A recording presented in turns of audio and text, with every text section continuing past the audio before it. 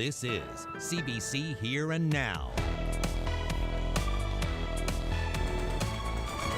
Upon arrival, we discovered a person trapped underwater in the falls here. Emergency responders in Flat Rock after a woman is trapped underwater. By the time the ambulance and that got there, and I kissed her and I said, Debbie, I'll always love you no matter what.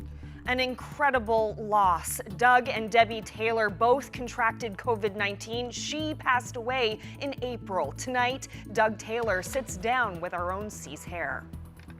Is it their job to get a grip on all of our problems and get on top of them and show the public what the plan is? Or is it their priority to pull a fast election? And the leader of the opposition weighs in on the Liberal leadership race. Welcome to Here and Now. I'm Anthony Germain. And I'm Carolyn Stokes. Let's get to our top story. A woman was trapped underwater today at a popular but dangerous swimming spot in Flat Rock.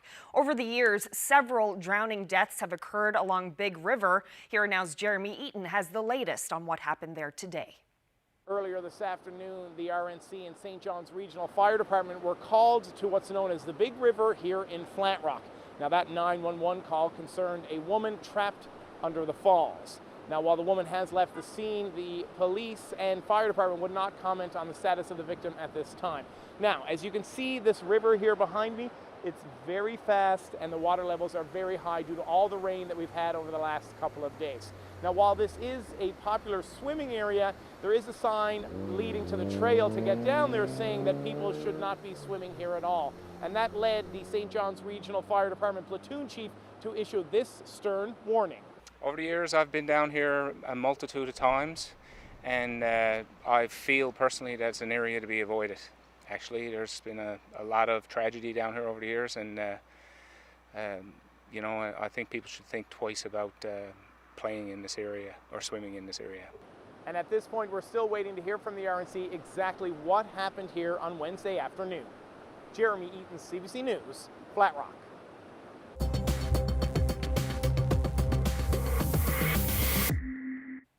Well, it's not often you see the leader of the PC party weighing in on the Liberal leadership race, but Ches Crosbie did just that today. The opposition leader issued a letter to both candidates, Andrew Furey and John Abbott, urging whoever wins the leadership and becomes premier to do the job and bring down a budget. In the letter, Crosbie says the public deserves their premier, their employee, to show up for work on day one and stay at work for the balance of the year instead of hitting the campaign trail. He writes, an election before a budget would confirm the worst. The Liberal government is hiding the true state of the financial crisis from the public. Any premier whose first act is to call a snap election in the midst of a financial crisis is only in it for himself. Crosbie ends off by asking each candidate to bring down the 2021 budget by September and not call an election anytime during 2020. Well, Anthony has been at the House today. What more can you tell us about Crosbie's message to candidates? Well, it's kind of interesting to see that Mr. Crosbie is almost shifting his aim now at one of the two men who's going to become premier. Tomorrow will be Dwight Ball's last day here, while the House is sitting at least, so tomorrow will be interesting on that front. But what Mr. Crosbie is essentially looking for is a commitment that, hey, we're in a serious situation right now, and he wants to know where both Liberal leadership candidates stand. Here's what he had to say. It's on the public mind that whoever becomes the next leader, and therefore premier, may well trigger an election very quickly after becoming premier. And so it's on the public mind, and it's something that I think the two leadership candidates should address because it's on the public mind. It's also in the public interest that we have full disclosure of the province's books and what the future holds in store for us fiscally by way of a budget. So I think that there's a very strong case to make that a budget needs to come down before any general election. There's also a strong case to make that there is much work for the new leader and premier to do, and the new government in whipping into shape things like a healthcare system in bad disarray, the educational system, and many other aspects of society which have been impacted very adversely by this pandemic. So whoever it is should get into that chair and start working right away and stay there at least for the balance of this year.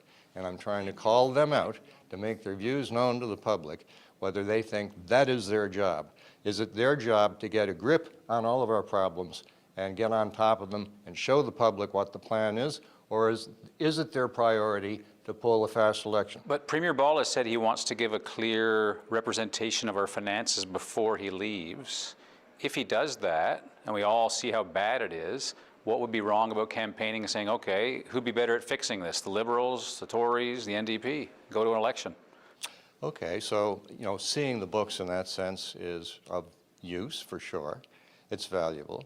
But the budget document also contains the government's, the new government's in this case, shall we say, priorities for where its values are. How you spend your money tells the public what your values are. In that budget is contained a plan for the coming year. We're 6 months into it now. We don't know the fiscal state of the province, but we also don't know the plan. So it is a planning document, and we all want to know what is the plan to get us out of this. That's a budget. Do you open yourself up to the accusation, Mr. Crosbie, that you are also conveniently buying yourself more time as the leader? If you wait till next year, you get more time to get ready for an election next year that maybe you're not as ready for right now, assuming you're the leader. We're always in election readiness mode because, as we saw last year, there's nothing to prevent a premier from sending a letter to the lieutenant governor and triggering an election. That's what we saw a year ago. That could happen at any time, so it behooves the political party to be ready for an election at any time. And if there is one, we'll be ready. What's the status of this? I have some news actually right now in response to what Mr. Crosbie is asking. At least the Andrew Furey campaign has answered this. I just have this right now, Carolyn. Dr. Furey saying, there is no appetite in our province for an election this fall as we continue to deal with the COVID-19 crisis. I have always respected this and will not call a snap election this fall. So we'll see what Mr. Abbott has to say to that, but it would seem that Ches Crosbie has at least smoked one of the men who might be premier come August. Carolyn? Thanks so much, Anthony.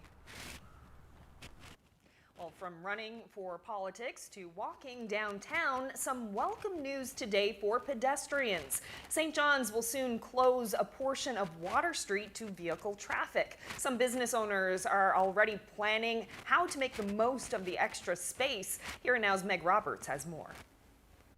Starting July 3rd, you're not going to have to wait to cross Water Street. Traffic will be pedestrian only from noon until 10 p.m., 7 days a week. It's the city's plan to lessen the financial impact that's been had on businesses during COVID-19. So with the social distancing and the strict rules going to be put on restaurants, and as we know, we just went through Stormageddon and now COVID-19, these businesses are struggling. So the city saw it as an opportunity to allow them to expand their businesses by taking them out into the streets. That's the plan for this downtown business. Without a boost from out-of-province visitors this summer, it'll still be a losing year for the Merchant Tavern. But the co-owner says no cars on water means more capacity for customers. Ideally, we want to see tables and chairs out here, maybe some kind of like semi-permanent structure where we have like a deck or either some kind of fencing or something that will brighten the sidewalk, but also make it attractive for people to come in. Downtown resident Wallace Ryan can't wait. It'll be a throwback to the summer of 1969 when the city closed the street to vehicle traffic. Ryan was 8 years old at the time. He started an online petition last month pushing for some downtown road closures. For some reason, we don't know why they never did it the following year. I don't know if it was a change in the council or whatever, but everyone was really super disappointed. It was just like, it was one of the best summers ever. And even myself, I'm vowing, as a matter of fact, I'll go on the record, I'm vowing every night that's nice, I will be down here walking up and down this street. The street will be closed from Adelaide to Prescott Street. The vehicle ban will start July 3rd and run until September 7th. Some businesses are hoping this will not just be a summer 2020 change, but something more permanent. Meg Roberts, CBC News, St. John's. There is a development in the long-running HR investigation involving Mount Pearl's top bureaucrat, Steve Kent. Kent has been on paid leave since October. Now the Union for City Workers is raising questions about the investigation, and Kent's lawyer is firing back. Rob Antle has the details. Steve Kent packed up his office at Confederation Building in 2017, leaving elected politics to take on the top civil service job with the city of Mount Pearl. But just 2 years later, Kent was placed on paid leave when council called in an outside lawyer to investigate allegations about his workplace interactions with city staff. That was in October, nearly 9 months ago. Long enough, says the Union for Mount Pearl City Workers. CUPE Local 2099 raised concerns last fall and wrote a letter to council last week, questioning Kent's level of cooperation, saying the investigation needs to be brought to an end, and suggesting council consider cutting ties with Kent. Kent's lawyer called those comments repugnant. Mr. Kent wants a fair investigation. He is entitled to one. Mr. Kent is not to be blamed for the time this investigation has taken, or to be penalized for its progress, or lack thereof. Tom Johnson says Kent hasn't been given the information he needs, and has filed a complaint with the Privacy Commissioner to get it. That's been delayed by the pandemic, but a report is expected soon. In a statement, the city says all of that has caused an extended timeline for this process, but it's committed to a resolution as soon as possible. Rob Antle, CBC News, Mount Pearl. And to read the full letter from the union and the response from Steve Kent's lawyer, you can go to our website, cbc.ca/nl.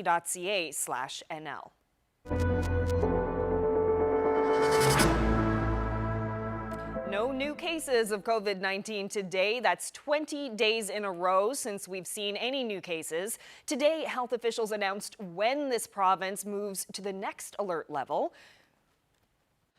We're now midway through the second week of Alert Level 3 in our provincial Life with COVID-19 plan, and by all accounts, things are going as hoped and planned.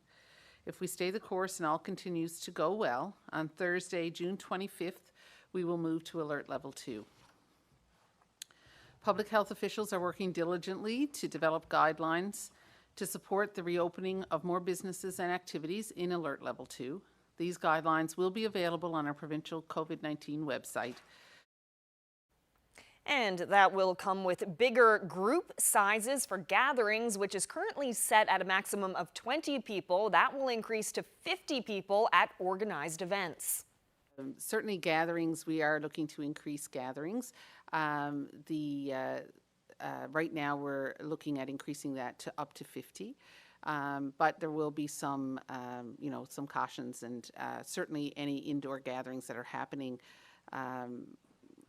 in your home, that wouldn't apply to gatherings in your home, that would apply to distanced gatherings, and that's how we'll be referring to them, as distanced gatherings, so that people are maintaining physical distancing.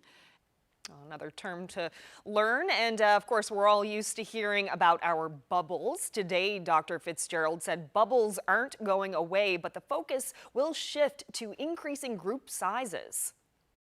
I feel like bubbles have meant something to people. People understand what that means, and so, I don't know that we'll get away completely from talking about bubbles when we're talking about your household unit, your very close contacts. But really, we have to start thinking about moving forward, navigating through the next few months, and trying to keep our contacts outside of our bubbles as low as possible. There will also be a change in how officials bring us information. Today's briefing is the last one of the week. The next briefing is in 1 week from now, next Wednesday. Well, there are stricter laws to protect our province's rare, disease-free honeybees. All hives in the province now need to be registered and inspected. An outspoken St. John's beekeeper says this doesn't go far enough. He worries about people importing bees from out of province. Here now's Mark Quinn reports. Agriculture Minister Jerry Burns says make no mistake about it. He wants to be very clear that importation of bees to this province is very strictly controlled. There will never, ever, ever be a permit ever issued lightly. There will never be a permit issued to import a bee from anywhere other than a certified disease-free stock. He also argues that our thriving bee industry, which includes more than 800 colonies like this, wouldn't be possible without importing. The fact is that our current beekeeping industry, our capacity, was largely aided and abetted and supported by the fact that there was a importation of guaranteed disease-free bees back some years ago, which allowed us to get a critical mass to be able to enjoy the industry that we have today. Burns says importing bees could be crucial when it comes to shoring up colonies like this in the future. What we may find is that a bad winter in Newfoundland and Labrador may result in the collapse of our own domestic production, and then we'd be literally decades trying to build it back up from the few remaining resources we have. The Newfoundland and Labrador Beekeepers Association agrees, but the owner of Adelaide's Newfoundland Honey Inc. in the Goulds isn't on board. In a Twitter post, Paul Dinn says it will never be necessary to import. You cannot preach protection of honeybees and plan for importation at the same time. It's nonsense. Either we protect our bees or we don't. Beekeeper Paul Dinn says he'll keep fighting importation. He says if diseased hives are brought into this province, that would spell the end of businesses like his. Mark Quinn, CBC News, St. John's. Well, it's all systems grow at the community garden in Conception Bay South. It's only the second year for the garden, but the operation is already in full bloom. The CBC's Adam Walsh dropped by. We started last year in May, rather late in the season, and had amazing interest from all across Conception Bay South. And we started off communally gardening with a lot of skill sharing, a lot of lessons learned, a lot of community partners, and yeah, we're feeling really excited to be coming into year 2. You're leasing a bed. Yes. How do you do that? Why'd you do it? And tell me how it's going. It's very easy. You just submit an application, what generally you would like to grow in the bed, just so the garden committee has an idea of what you plan to be doing. You submit that, the committee reviews it. There's a $20 fee for the summer, so $20 reasonable. For the whole year, yep. And that's it. You're free to come up whenever to garden whenever you'd like, and we have an online community, so if, for example, you'll be away for a few weeks during the summer, you can get your bed neighbor to water for you or any of that kind of thing. Up here you're surrounded by people who do have experience, and that's really what drew me here. I was involved in the communal aspect last year when that's the only aspect that we had, and I just learned so much so quickly that I realized it would be cool to try it. By leasing a bed, you get to try it for real on your own, so you have the help around you if you need it, but you do get to kind of test what you have learned so far. It's a mobile hand washing station. So you turn your spigot and you open up this little wash tub, dump out your tub then, and turn on your spigot, give yourself a nice rinse. And there's a little roll of paper towel there and a dry wastebasket. So you just want to make sure that you keep yourself and your hands and your tools just nice and clean. You meet excellent people, like-minded people. You get to learn a lot of different things. You know, this is a community garden, but we talk about everything up here, from music to TV to bikes and walking and the trails and sports. So it's something that we're all passionate about something, and we all bring something new to the table. Enjoy these warm temperatures while they last. We're going to see a little bit of a dip in those temperatures as we head towards the weekend, but it looks like it'll rebound nicely. I'll have all those details in your full forecast coming up.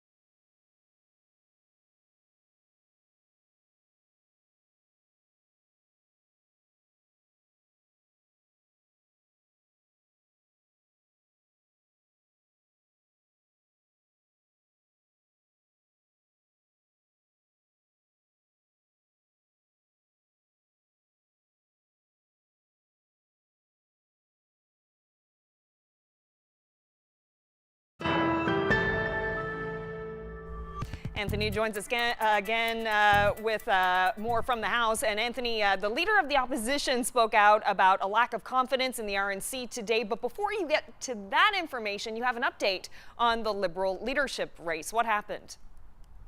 Well, we were speaking earlier in Here and Now, kind of a developing story during the program. Andrew Furey saying he will not call a snap election.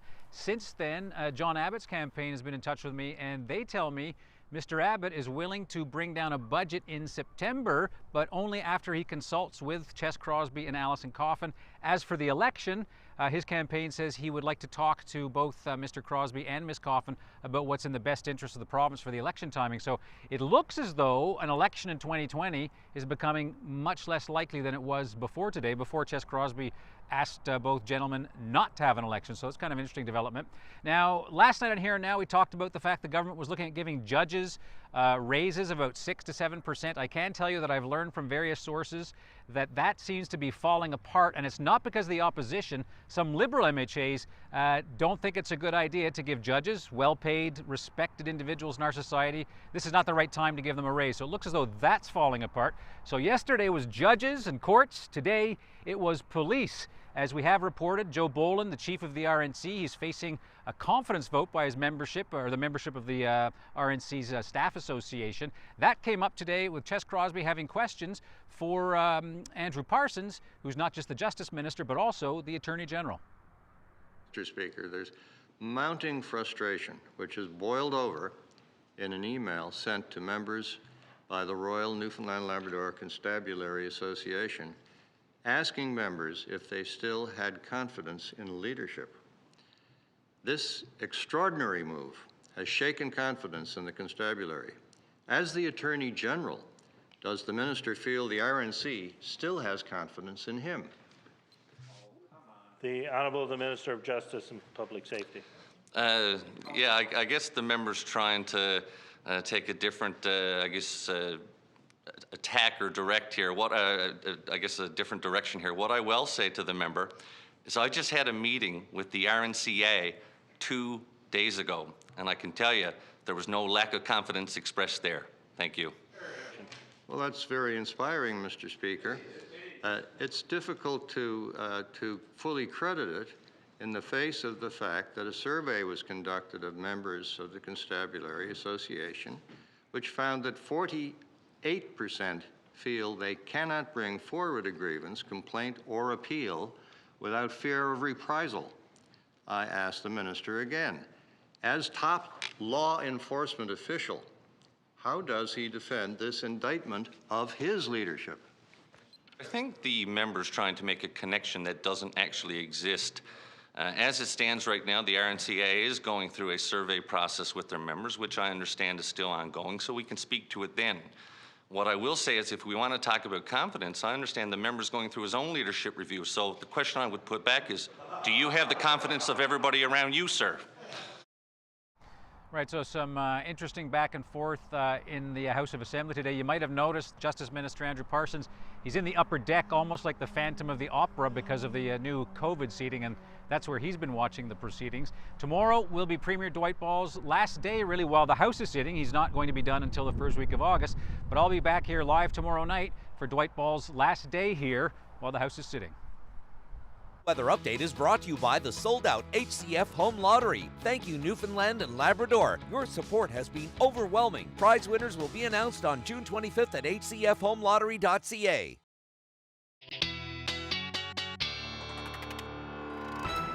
Ashley is here now with a look at the weather forecast and another beautiful sunny day in St. John's. A tad windy out there, though.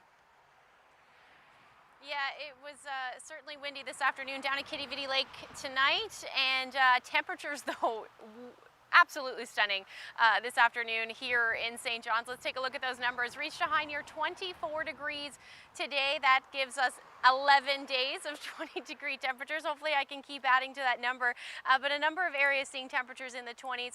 right through Gander, Corner Brook, Lab City, also sitting at 23 degrees earlier this afternoon. And as far as what's happening weather-wise, I'm seeing a lot of showers through central, the west coast, northern peninsula, thanks to a stationary / cold front that's moving through. And as we head through the next couple of hours, we're certainly looking at that risk of showers over the Avalon. And pretty much as we head through the night tonight as well, anywhere up from Labrador, from central through to southeastern Labrador, and then anywhere along the northern northeast coast is where we'll see that potential for some showers tonight. Otherwise, just partly to mostly cloudy. Those winds are going to stay quite brisk as well, anywhere from 40 to as much as 70 km/h gusts expected tonight. But those temperatures will be quite mild. So we're looking at about 17 degrees in Gander overnight. By the time the morning rolls around, those winds will eventually ease along the west coast. So you're looking at southwesterlies anywhere from 15 to as much as 20 km/h. And then up through Nain, unfortunately, hanging on to those chilly temperatures. So you'll see a low near zero tonight. Now tomorrow afternoon, another beautiful day expected. However, we've got that stationary front that's going to continue to track across the Big Land and even into the northern peninsula. So you're looking at that risk of showers or periods of rain through the day. Otherwise, a mix of sun and cloud, depending on how far south that line moves, that shower line. We could see some showers anywhere from Corner Brook through to the Avalon, mainly through the evening hours as you head a little bit further east. South coast looks beautiful with plenty of sunshine through the day tomorrow. But here's your temperatures. Again, 20 to 25 degrees expected. A little cooler along the south coast, northern peninsula, as well as you continue to stay under those gray skies. But winds again out of the southwest or west, anywhere from 40 to 50 kilometers an hour tomorrow. Up through the Big Land, you're looking at temperatures in the teens for most, generally gray, a little bit of sunshine in play up through northern areas, and you should reach a high near 10 degrees tomorrow. Into Friday, we're looking at a little bit of a dip in those temperatures, back down to the teens for the majority of the island. However, eastern areas will hang on to the 20s, 20-degree temperatures, but again, we're looking at unsettled conditions with the potential for some showers. 15 degrees in Happy Valley, Goose Bay, you're looking at plenty of sunshine. So once we see those 20-degree temperatures, we are going to see a little bit of a dip for the weekend. However, it does look like next week we'll return to those warmer temperatures. 20 degrees by Monday, it looks like, for St. John's and eastern Newfoundland with plenty of sunshine. For central Newfoundland, you're looking at the same thing, but you should see those temperatures a little bit sooner, maybe on Sunday. Same thing for western Newfoundland, 19 degrees by Sunday, and then 20 by the time Monday rolls around. Up through eastern Labrador, you're looking, after tomorrow's showers, you're looking at sunshine pretty much, quiet weather with temperatures returning back to those 20-degree range, and then same thing for western Labrador, sunshine and 21 on Sunday. Just had to share this great shot. Robert Meyer sent it to me this morning of the caribou in Trepassey Barrens. Thank you so much for sending that in. If you have any weather photos to share with us, send them to nlphotos@cbc.ca. Oh, that is fabulous. Thanks so much, Robert, and thank you, Ashley. By the time the ambulance and that got there, and I kissed her and I said, Debbie, I'll always love you no matter what.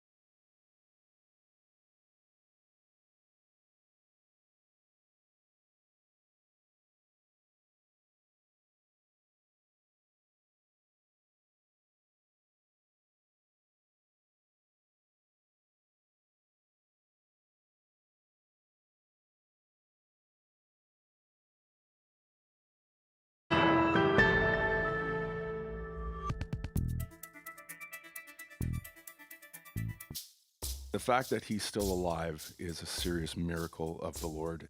I was ripe for addictions. It just took hold of me, right? Just come to see what it's like up here for you guys, make a few relatives, you know. Right now, there's an extreme shortage of low-income housing. I had no place to go, so I had to go down to the cop station. I had to stay here tonight. When they're not home, I'm worried about time will change everything. There's a lot of touchy subjects, you know, when it comes to, you know, people being settled into the community of Sisseton. For Indigenous people, this is the reality, you know, across Canada. I'm not unique.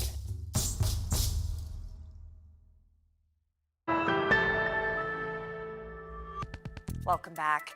Tonight, we're hearing about the personal loss from COVID-19.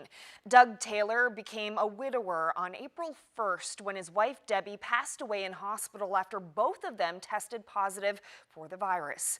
Taylor is slowly returning to his new normal without his wife of 21 years.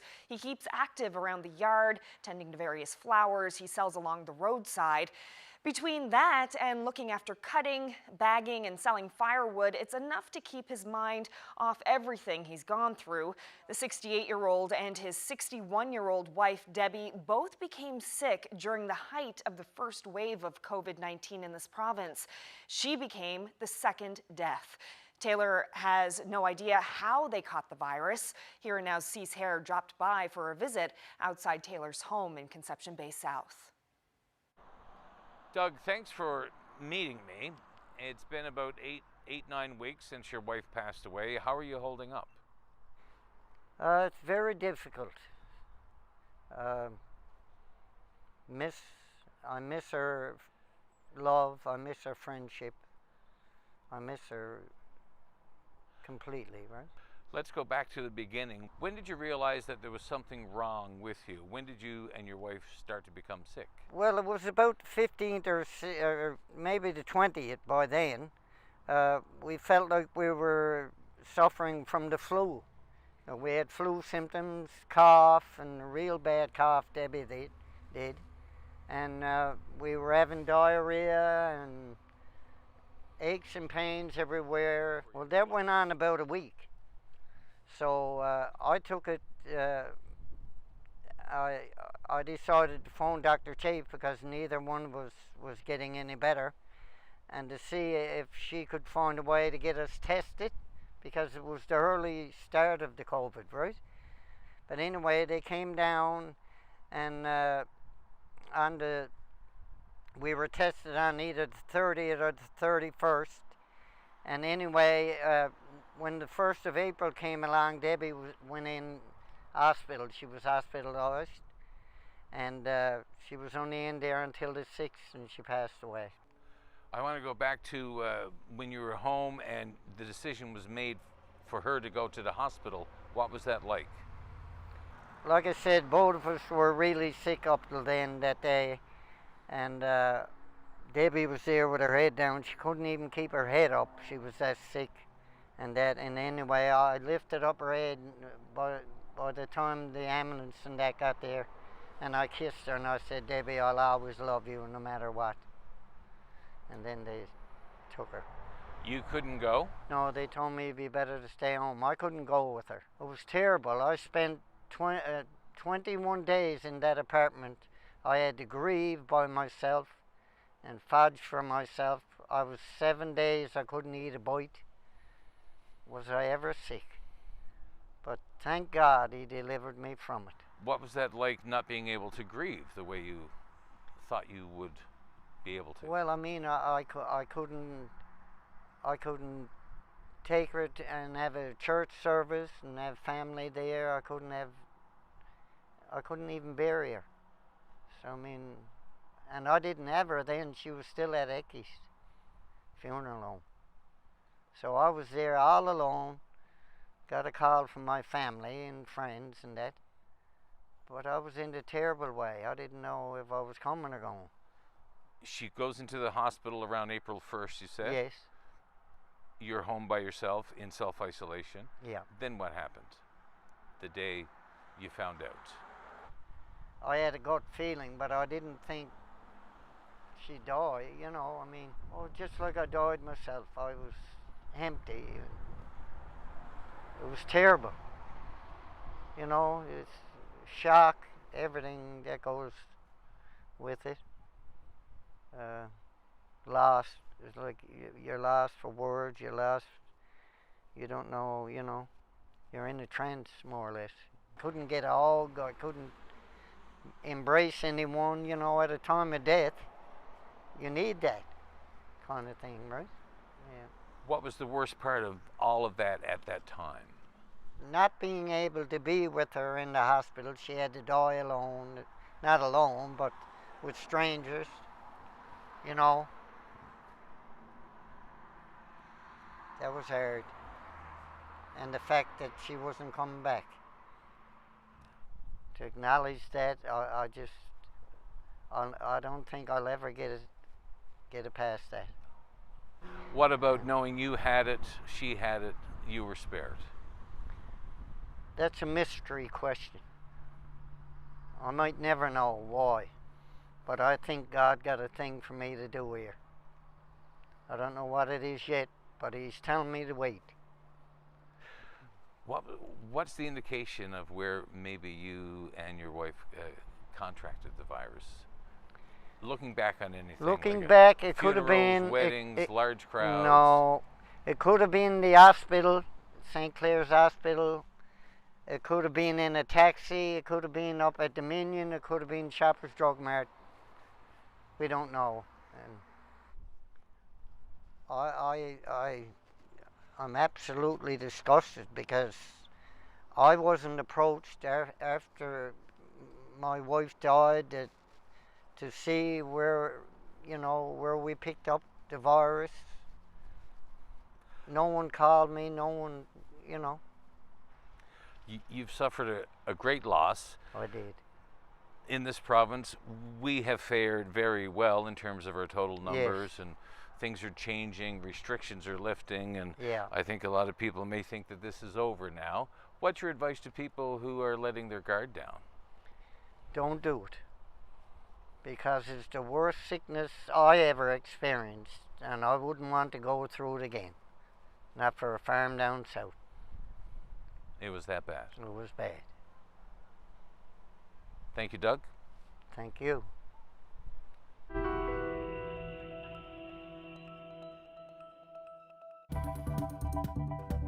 Everyone knows that Cape Spear is one of the most popular places in the province to visit, but a new book by local photographer Michael Windsor shows us some of the hidden gems you might like to visit during your staycation this year.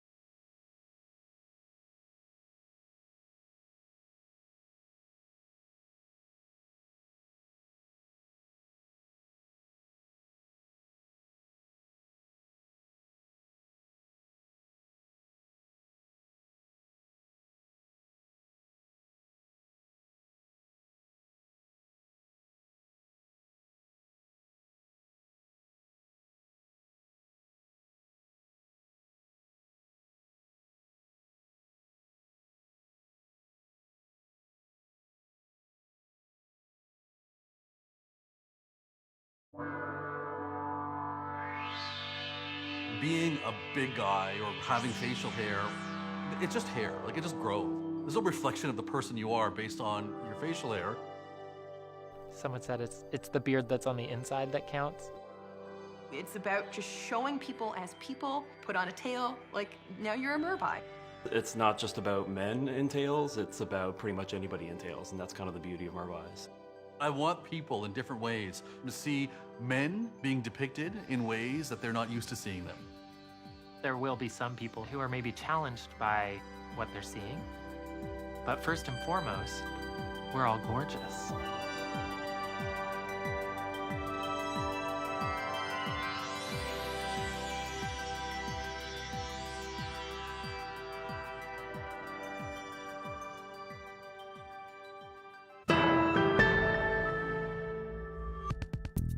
We're here at one of the most popular places in the province for people to visit, but Michael Windsor, you've done a lot of exploring around Newfoundland and Labrador. You've seen a lot of the hidden gems, places tucked away around the province, beautiful places to visit, and you have a book about it. Why don't you tell us about your book? That's something I've been working on for, I say, the last 10 years, and I've been to so many amazing places, saw so much incredible things, from here Cape Spear right to the Torgat Mountains. And the incredible things I witnessed is just amazing, from just looking up on the Torgat Mountains to seeing a humpback whale breaching at sunset, and from like hearing the loud thunder of an iceberg to, you know, just the silence of a tranquil morning or something. Like this is our home, and it's all captured in this little book, Lost in Newfoundland. And so many people this year are looking to have a staycation, to explore Newfoundland and Labrador, all the nooks and crannies. Is there any place in particular that you would recommend that's off the beaten track? Well, the first step is just go outside. Like just coming here today, we saw gannets diving off the coast, and it's like Newfoundland is such an incredible place. You know, you go to the northeast up in 20 Gate Buena Vista, you'll get icebergs, or even if you go to Battle Harbour, that might be open in August. You know, there's just so many amazing places. You can't go to Disneyland, but we have much more beauty than you would get at Disneyland. Newfoundland Newfoundland. instead of Disneyland this year. What's your favorite of all of your photos that you've taken and put in the book? I would have to say probably the humpback whale, this one. Beautiful. Out in Trinity. And just on a Zodiac one night, the whale jumped probably like 100 feet away from the boat, and every time I closed my eyes, I could still vision of it. And it was so exciting. I remember I pretty much had an all-nighter the night before taking pictures, and I was really tired, but even then I couldn't sleep. I used to wake up and look at the back of my camera just to see if it was a dream, if I had the shot or not. And you have more than one dream shot. You also have that wonderful photo taken in Fairyland of the huge iceberg with the house in front that ended up on a stamp. Yeah, that was a dream shot for sure.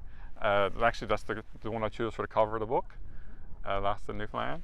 I was just so recognized picture that it's kind of a no-brainer really to pick that one for the cover. And why did you call it Lost in Newfoundland? It's kind of more of a simplicity of the title, and I just wanted, it's not like lost as can't find your place, it's more just lost in the, I guess, the grandeur of like the landscape. It's just so amazing place that, you know, it's great to get out and explore. Oh, you're lost in the beauty of it all. Oh, that's right. How many places do you think you've visited? How many communities and corners of the province have you been to? Like I said, I've been pretty much all around everywhere. There's still a lot of places in Newfoundland. Like, there's so many little communities in Newfoundland. I was even just down to Rashun last year, and I saw a boat that was lisping in the water, an old one. It's like, there's a photo op there, right? There's just, like, you don't know when you're exploring Newfoundland. You just gotta get out there. How do you know when you have the perfect shot? I don't know if it's like perfect shot, but you'll feel it. A moment of silence, I don't know if you mean by that, is like, it was what you found in your favorite piece of art. So that time where you're forgetting about your bills to pay, or you're forgetting about your kids or anything like that. You're just kind of lost in the moment, either as a music or you know, a movie or a picture. It's just that moment, and I think it's kind of a time where we kind of need more moments of silence with all the stuff that's going on in the world. So what's next? You have all of your beautiful shots all gathered together in a book. Where do you go from here? I don't know, just keep exploring and just wait for the next photo opportunity. Put me on the Zodiac with some whales around the summer, and I'll be a happy man. Go out and get lost again. They'll get lost again, that's right. Michael Windsor, thank you so much, and congratulations on your book. Oh, thanks, and thanks a lot. Well, a commercial fishing crew from Prince Edward Island hauled in a heavy and mysterious catch. How old, how heavy, and where it came from are anyone's guess. But the new owners intend to find out. It seemed old just based on the size of it. Like I said, we could only see about 8 inches or a foot of the anchor, but we could tell it was big, so anything that big has to be old. So just wanted to see what we had. We were pumped. I was pumped. Like something like that you don't find very often, right? So we could just tell it was old, tell it was big, and I guess we'll find out now how old and where it came from. The metal itself, it's made in layers. It's not smooth like a newer style anchor would be, and just the sheer size of it. Like no boats are using an anchor that size. We were just hauling a set of traps, and it just seemed like the traps were stuck on the bottom, so we were hauling, and we got at the top of the water, and the guy fishing with me, he said it's an anchor, so I didn't figure it was a big deal at the time. There's all anchors out there, net anchors, small stuff, so we could only see about 6 inches of it. Tried getting a rope to it, realized it was bigger than we thought at first.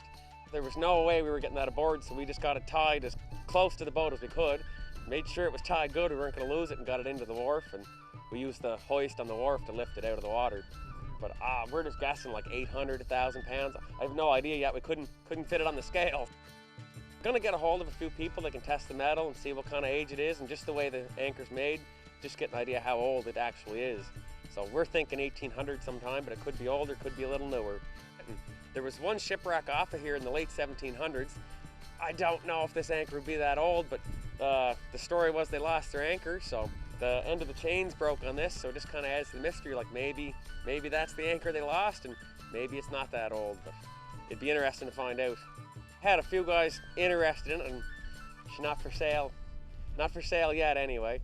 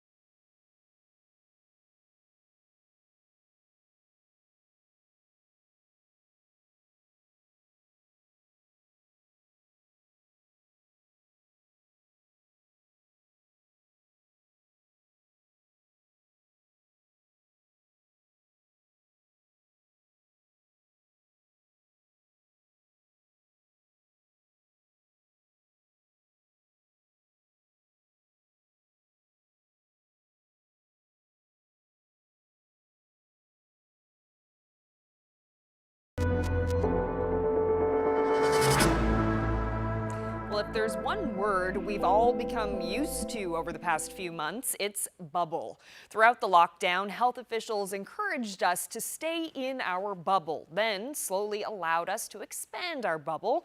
Now that language is changing. Health officials say as we move into alert level 2 with bigger gatherings, there may be less focus on bubbles.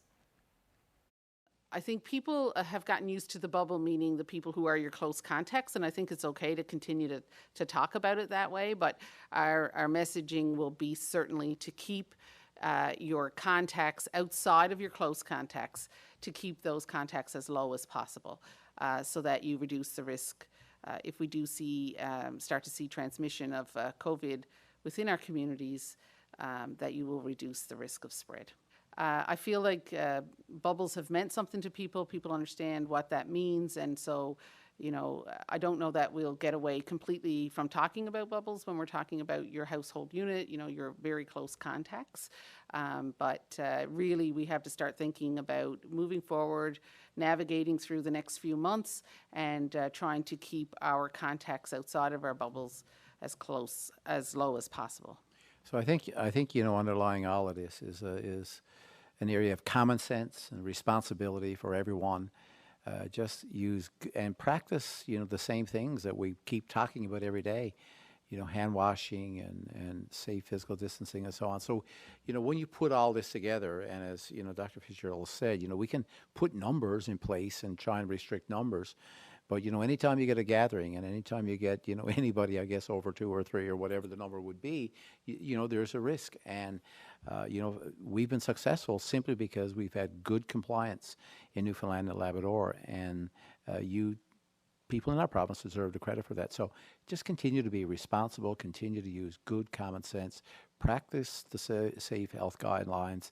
We want to continue making progress in our province, but we realize that as we live with it, we could anticipate and expect that we will see it at some point where people will be reporting positive cases of COVID at this table again.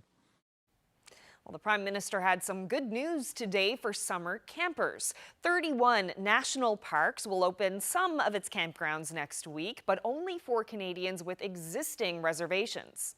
For a lot of people, no summer is complete without getting the tent packed, the kids in the car, and the time off to go camping. Now, because of the pandemic, many campgrounds had to close temporarily. But the good news is that as of Monday, Parks Canada will gradually start reopening some of their camping sites. No matter what you're planning this summer, whether it's camping or barbecues, keep following public health recommendations and keep doing your part to protect the people around you. The owner of Uncle Ben's Rice says it will evolve the brand after concerns about racial stereotyping. It's responding to what it calls the voices of the black community. Today's announcement follows a decision by Quaker Oats to retire the Aunt Jemima brand of syrup and pancake mixes. PepsiCo, which owns Quaker Oats, says the 131-year-old Aunt Jemima brand is based on a racial stereotype. The company also announced a $400 million initiative to help black communities. Well, that's it for Here and Now tonight. Thank you so much for spending some of your evening with us. I hope you can join us again tomorrow. Good night.